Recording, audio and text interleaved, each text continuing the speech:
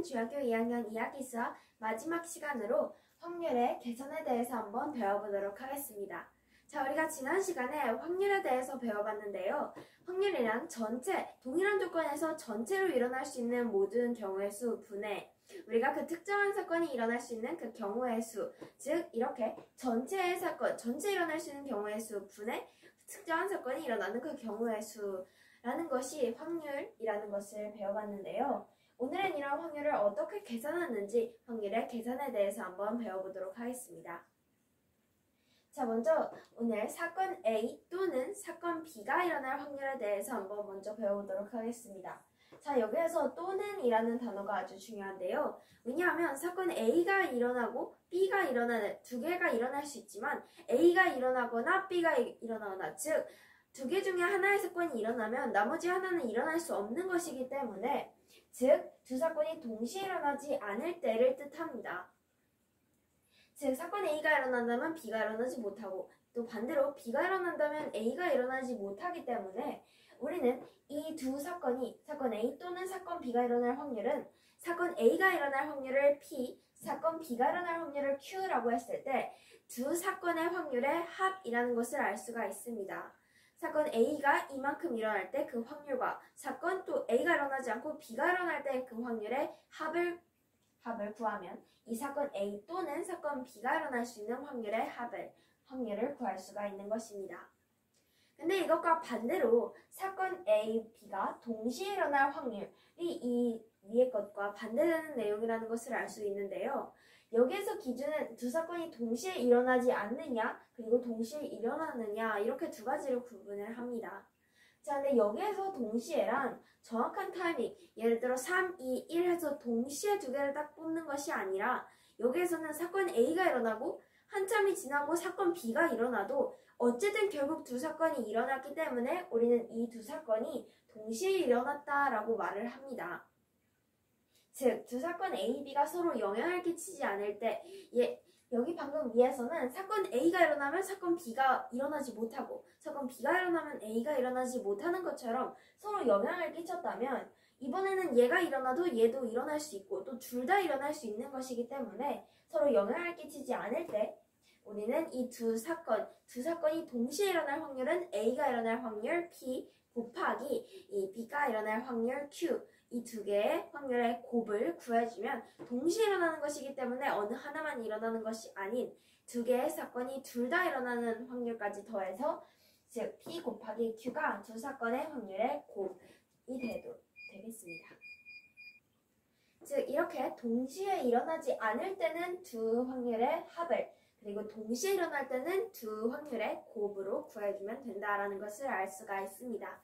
자, 이번에는 이렇게 사건 A와 B가 아닌 연속해서 계속 예를 들어 뽑기를 할 때 어떤 확률이 나오는지 한번 보도록 하겠습니다.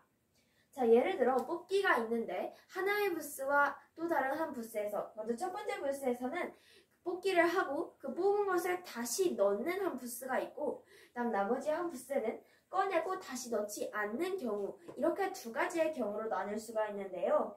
먼저 꺼내고 다시 넣는 경우는 맨 처음 뽑는 사람과 그 다음에 마지막에 뽑는 사람이 조건이 같습니다. 왜냐하면 일단 전체의 개수가 같고 즉 거기 안에 있는 내용도 모두 같기 때문에 처음 조건과 나중 조건이 같고 즉 처음과 후에 영향을 서로 끼치지 않습니다. 즉 간단하게 처음 개수와 나중에 개수가 같다라는 것인데요. 근데 두 번째에서는 꺼내고 다시 넣지 않는 경우는 처음 뽑은 사람과 바로 두 번째 뽑은 사람도 조건이 다릅니다. 벌써 첫 번째 뽑은 사람은 전체 개수에서 뽑은 것이고 두 번째 뽑은 사람은 전체 빼기 1에서 뽑는 것이기 때문에 확률이 다 달라질 수가 있는데요. 즉 처음 조건과 나중 조건이 같지 않고 즉 처음 개수와 나중 개수도 다르지 않기 때문에 이 두 개는 꺼내고 다시 넣지 않는 경우는 서로 영향을 끼친다라는 것을 알 수가 있습니다. 여기서 만약에 1등을 뽑았다면 마지막 사람은 1등을 뽑을 수 없기 때문에 이 두 개가 서로 연관된다, 영향을 끼친다라는 것을 알 수가 있는데요. 예를 들어서 두 개의 주머니가 있다고 해보도록 하겠습니다. 근데 여기에서 빨간 봉 3개와 파란 공 2개가 있는데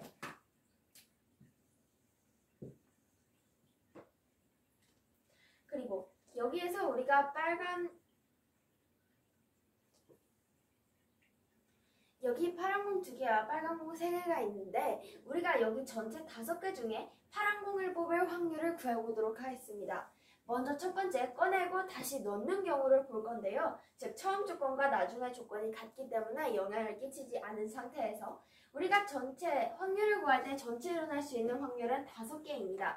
5분의 일단 파란색 공을 뽑을 확률은 2이기 때문에 5분의 2 곱하기 다음 예를 들어 어떠한 한 개를 뽑아도 다시 넣기 때문에 빨간색을 뽑든 파란색을 뽑든 하나를 뽑아도 다시 넣기 때문에 다시 전체 5개 중에 파란색을 뽑을 확률은 2입니다. 즉 우리가 이 꺼내고 다시 넣는 경우에서 파란색 공을 뽑을 확률은 25분의 4다라는 것을 알 수가 있습니다. 근데 만약에 이것과 똑같은 상태에서 우리가 이번에는 꺼내고 다시 넣지 않는 경우를 보도록 하겠습니다. 그러면 전체 개수는 똑같이 처음에는 5개가 맞지만 처음에 우리가 맨 처음 뽑은 사람은 5개 중에 5분의 2가 맞습니다. 하지만 그 두 번째로 뽑는 사람 또는 그 나중에 뽑는 사람은 이 예를 들어 첫 번째에서 하나를 뽑는다고 가정했을 때 자, 먼저 여기 5개 중에서 첫 번째 파란색의 공을 뽑았다고 했을 때 우리는 그럼 전체 4개 중에 파란색 공을 뽑을 확률은 4분의 1, 즉 10분의 1 확률이다라는 것을 알 수가 있습니다. 그런데 우리가 두 가지의 경우가 있을 수 있는데요. 바로 이렇게 첫 번째 5분의 2 5개 중에 2개 중에서 만약에 이번에는 빨간색 공을 뽑았다고 가정을 하면 파란색 공은 여전히 2개가 있을 것이고 빨간색 공은 없어질 것이기 때문에 즉 전체 4개 중에서 뽑을 수 있는 파란색 공은 2개, 즉 얘네가 2분의 1이고 즉 전체 확률은 5분의 1이다라는 것을 알 수가 있습니다. 이렇게 또 꺼내고 다시 넣지 않는 경우에는 어떤 색의 공을 뽑는지 그것도 생각해서 두 가지의 경우가 나올 수 있다는 것을 알 수가 있습니다.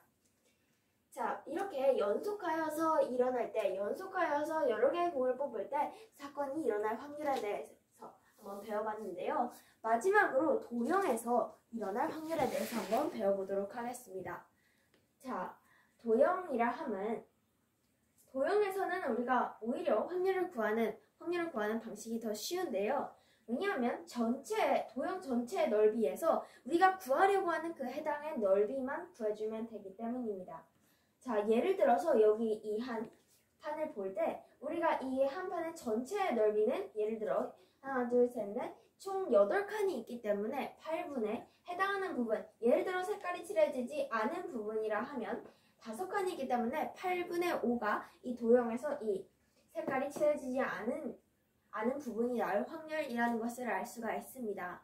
자, 예를 들어서 이러한 판을 하나 볼 때 색깔이 있는, 이번에는 반대로 색깔이 있는 부분이 걸릴 확률을 쓰시오라고 한다면 여기에서는 단 아웃이나 경계선에 닿는 경우는 없다라는 가정하에 없다라고 했기 때문에 우리가 아웃이 되거나 여기 딱 걸리는 그런 것은 생각할 필요가 없기에 우리가 전체 8칸 중에서 색칠이 되어 있는 것은 8분의 3, 색칠이 되어 있지 않은 것은 8분의 5, 즉 이렇게 두 개를 더했을 때 전체가 되면 우리가 이 각각의 확률을 알맞게 구했다는 것을 알 수가 있습니다.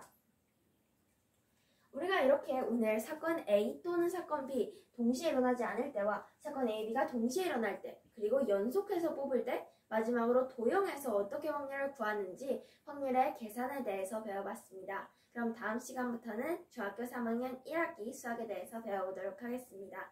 그럼 오늘 수업 끝!